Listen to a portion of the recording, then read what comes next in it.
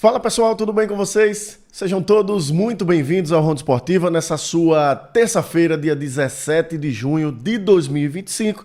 E a gente tá sempre aqui batendo um papo de esporte com cada um de vocês, que sempre dá a honra de estar com a gente aqui batendo esse papo e sendo muito bacana aqui no nosso Ronda Esportiva. Vamos começar falando do Azulão do Mutange. O CSA venceu a equipe do Floresta ontem à noite no estádio Repelé pelo placar de 2-0, excelente resultado para o CSA, que vinha de 2 vitórias fora de casa e precisava dessa vitória em casa para encaminhar ainda mais a sua classificação para a próxima fase da Série C do Campeonato Brasileiro. Detalhe que o CSA se aproximou muito do G4, lembrando que na Série C as 8 primeiras equipes se classificam, o CSA começou a rodada na 7ª posição e vai encerrar ela na 5ª posição por conta da vitória diante da equipe do Floresta. Como eu disse, vitória importantíssima de uma equipe que o Floresta é uma equipe que quase não leva gols nessa competição, só tinha tomado 5 gols até agora e o CSA num jogo só fez 2 gols e garantiu essa vitória. Falando em gols, vamos ver os gols da vitória do Azulão do Mutange ontem contra a equipe do Floresta. Jogada aqui pelo lado direito, o Ramon cruzou e o Daniel Baianinho quase arrasta a cabeça no chão ali para fazer o primeiro gol do CSA, abrindo o placar no início do primeiro tempo, dando tranquilidade ao CSA, 35 minutos, nem tão início assim, mas dando tranquilidade ao CSA, mais uma vez a jogada aqui pelo lado direito, o Ramon cruzou e o Daniel Baianinho mergulhou para abrir o placar para o CSA. Segundo tempo, contra-ataque rápido, Cachoeira tabelou ali, puxou o contra-ataque pelo lado esquerdo, cortou para o meio e de perna direita aos 14 do segundo tempo, fez um belíssimo gol, ampliando a vantagem, fechando o placar e garantindo a vitória para a equipe do CSA. Vitória, como eu disse, olha, um golaço do Cachoeira, ó, na câmera lenta aí. Percebeu que o goleiro do Floresta estava um pouquinho mal posicionado, a bola não foi nem tão no canto, mas como estava mal posicionado o goleiro do Floresta, o Cachoeira se aproveitou e fez o segundo gol do Azulão do Mutange, garantindo essa importantíssima vitória que leva o CSA a se aproximar muito do G4 e também cada vez mais garantindo a classificação para a próxima fase da Série C. E lembrando que a Série C é o principal objetivo do CSA no ano. O CSA está bem aí nas outras competições, nas Copas principalmente, né? Copa do Nordeste, Copa do Brasil, mas o principal objetivo do clube é o acesso à Série B do Campeonato Brasileiro e passa por jogos como os de ontem, que o CSA conseguiu vencer a equipe do Floresta. A gente tem uma sonora com o técnico Igor Magalhães do CSA, analisando a partida de ontem, a vitória contra a equipe cearense. Vamos acompanhar. Fizemos um bom jogo, né? Acho que acredito com um jogo sólido, um jogo bem consistente. Alguns momentos do primeiro tempo, assim, a gente tomou algumas decisões erradas e, consequentemente, você colocou o adversário dentro do jogo. Mas no segundo tempo, não. O segundo tempo foi um jogo mais consistente. Alguns momentos também você desafia o adversário também tem chute média distância e o Gabriel foi feliz na defesa. Nós estamos vivendo um bom momento, com muito do fruto do trabalho que esses atletas têm feito, têm acreditado na nossa proposta e as coisas têm acontecido de forma muito favorável. Nós temos entendido que cada jogo para nós ele tem a sua importância. Hoje era importante a gente, na frente do nosso torcedor, voltar a vencer, porque a gente tinha feito 2 jogos fora de casa. E graças a Deus as coisas correram muito bem, dentro da estratégia que nós elaboramos, os atletas conseguiram cumprir muito bem.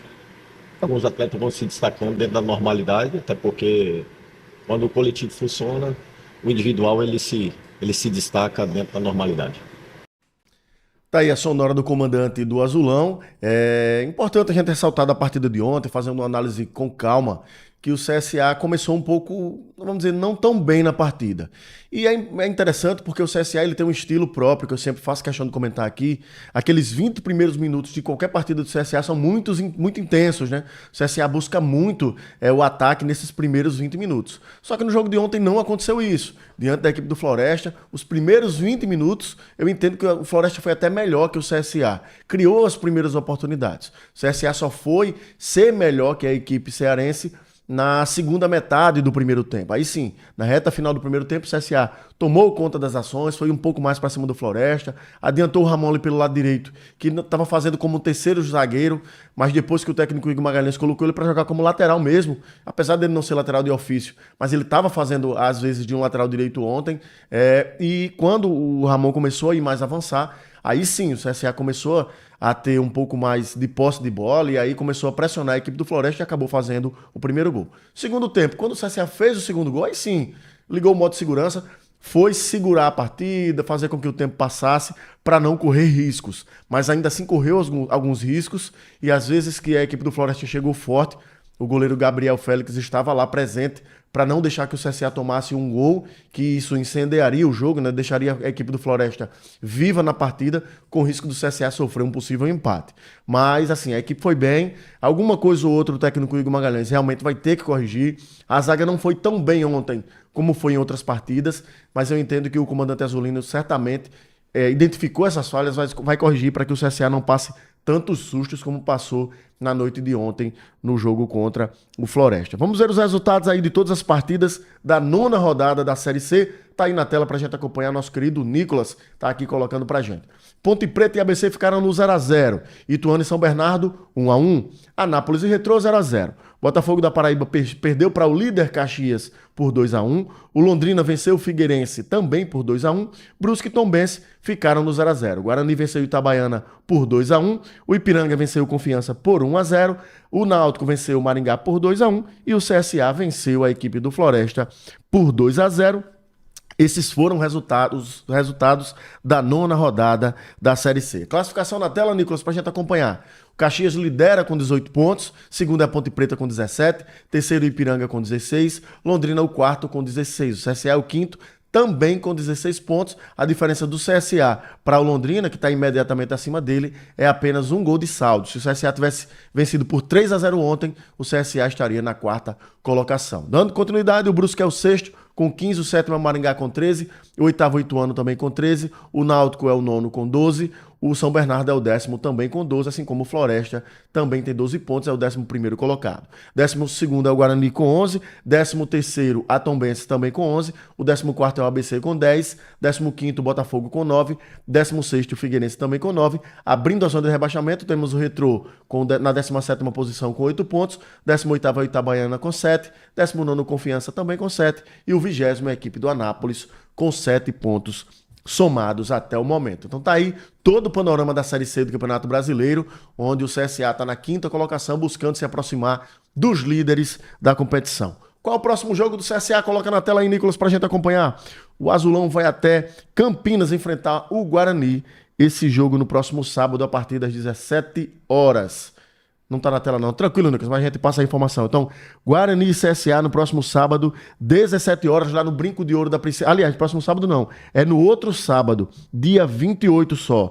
Porque nessa semana agora, final de semana, na realidade, que os jogos da Série C acontecem só no final de semana, vai ter uma pausazinha para as equipes, vamos chamar uma intertemporada, né? As equipes da Série C terão uma intertemporada aí, essa pausa de 2 semanas, por conta, não sei se é dos festejos juninos ou se por conta do Super Mundial, muito provavelmente do Super Mundial, né, que a Série A do Campeonato Brasileiro deu uma parada, então eu acho que os jogadores terão essa folga aí de 15 dias para se aprumarem, melhorarem os desempenhos, treinamento físico, técnico, e o CSA vai dar essa parada, só volta lá no dia 28, diante da equipe do Guarani, jogo difícil, tá? Jogar com o Guarani lá em Campinas não é fácil, então sábado, dia 28, 5 da tarde, o CSA enfrenta a equipe do Guarani. Agora vamos falar de Super Mundial. Falei do Super Mundial rapidamente.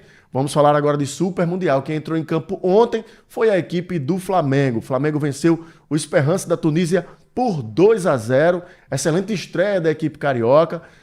Um jogo de estreia numa competição grande como essa sempre é carregada de muito, vamos dizer, nervosismo, né? Mas a equipe do Flamengo soube controlar bem a partida, venceu com certa tranquilidade por 2-0. Primeiro tempo abriu o placar com a Arrascaeta, que tá voando, né? A Arrascaeta tá impressionante, jogando demais o uruguaio. No segundo tempo, o Flamengo rateou um pouquinho, principalmente no começo do segundo tempo, oferecendo algumas oportunidades para a equipe do Esperance, mas aí o goleiro do Flamengo, o Rossi, fez boas defesas, conseguiu segurar o placar, até que o Flamengo fez o segundo gol e aí, com tranquilidade, contornou a partida, levou a partida até o final, sem muitos sustos. E aí a classificação na tela, Nicolas, do grupo do Flamengo pelo Super Mundial. O Flamengo lidera empatado com o Chelsea, com 3 pontos, porque as duas equipes venceram suas partidas de estreia por 2-0, então tá tudo empatado ali. Apesar de estar Flamengo em primeiro e Chelsea em segundo, as duas equipes estão literalmente empatadas em todos os critérios, portanto aí Flamengo e Chelsea dividem a liderança do grupo. Los Angeles e o Esperance da Tunísia estão em terceiro colocado e quarto, respectivamente, mas é a mesma situação, estão, na realidade, empatados, porque as duas equipes aí de baixo perderam suas partidas pelo mesmo placar de 2-0.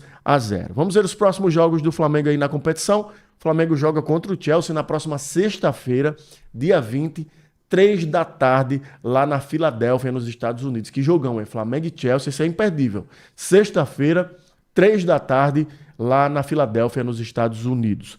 O jogo que vai fechar a participação do Flamengo na fase de grupos será Flamengo e Los Angeles, na terça-feira, dia 24, 10 da noite, em Orlando. Então tá aí os dois jogos do Flamengo que irão fechar essa participação rubro-negra na primeira fase, né? Na fase de grupos aí do Super Mundial. Quem entra em campo hoje é o tricolor carioca. O Fluminense entra em campo hoje contra o Borussia Dortmund, que jogaço também, excelente jogo para se acompanhar. 13 horas lá em New Jersey, Nova Jersey, né, traduzindo aí para o português, lá em Nova Jersey, Fluminense e Borussia Dortmund a partir das 13 horas, a estreia do tricolor carioca na competição.